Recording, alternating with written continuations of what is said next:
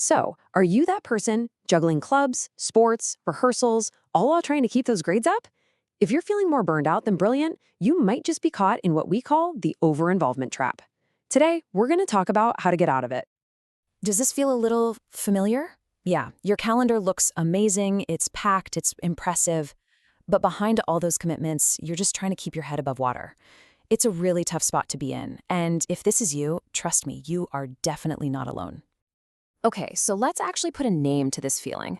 It's called overinvolvement. It's basically that tipping point where all the awesome activities you love start to totally crowd out your schoolwork.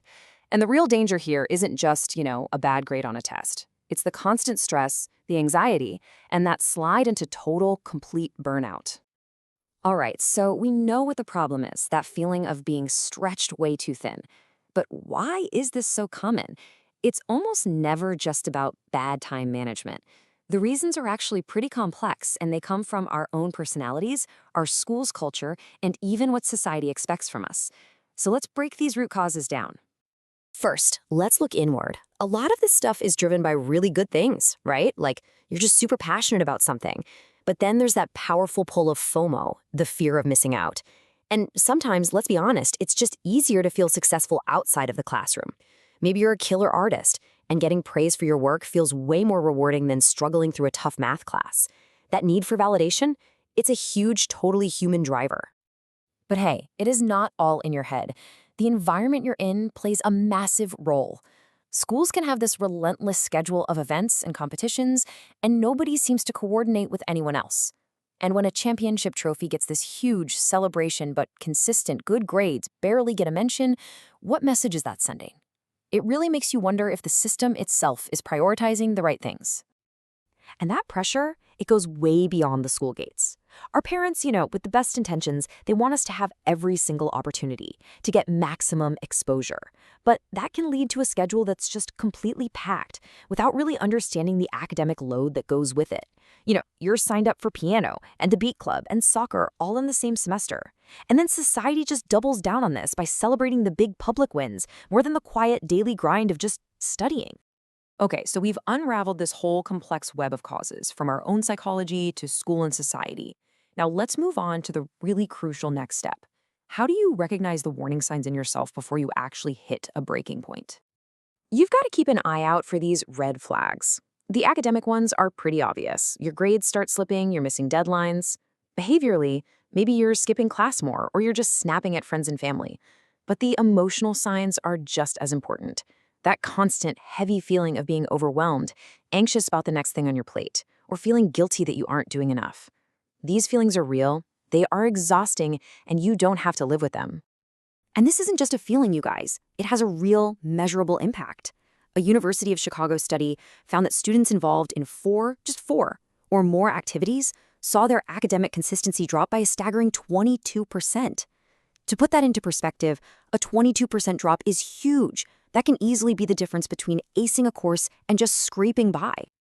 All right, we've identified the problem, we've looked at the causes, we know the red flags. Now for the most important part, the solutions. And this isn't about quitting everything you love. It's about being strategic. It's about being intentional. So let's build your toolkit for taking back control. Okay, check this out. It's a simple but super powerful way to think about things, the priority pyramid. At the bottom, the foundation, you've got your academics. That's non-negotiable. The middle layer, that's for your co-curriculars. And the keywords here are limited and purposeful. And please, do not ignore that little bit at the top. Leisure time isn't an afterthought. It is absolutely essential fuel to rest up and perform at your best. So how do you actually live by that pyramid? Well, here are some real concrete hacks. The 2-for-1 rule is a great place to start.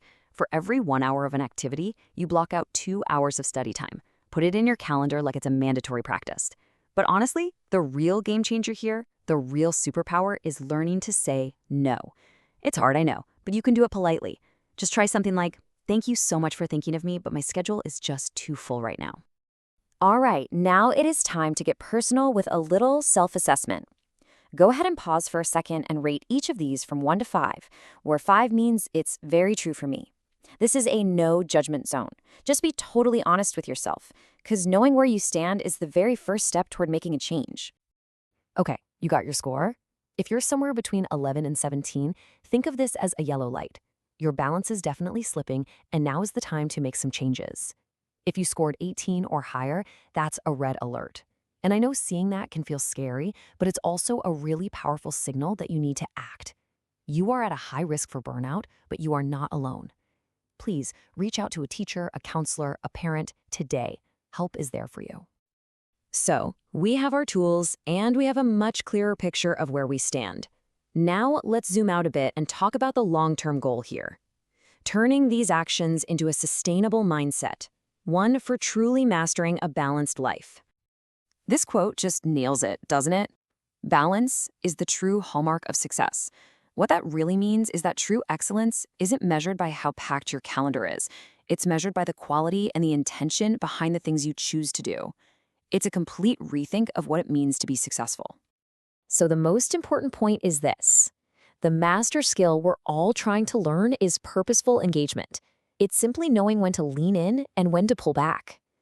It's the debate captain who decides to skip a party to prep for a tournament, not because they have to, but because they have a clear purpose. That right there, that's the wisdom that leads to a balanced, successful life. So we're going to end with this question for you. Don't try to change your entire life tomorrow. Just focus on one small, manageable step you can take this week. Maybe it's blocking out just 1 hour of study time or saying no to one tiny request. I challenge you to pick that step. And when you do it, I want you to celebrate that little victory because that's your first win on the path to finding your balance.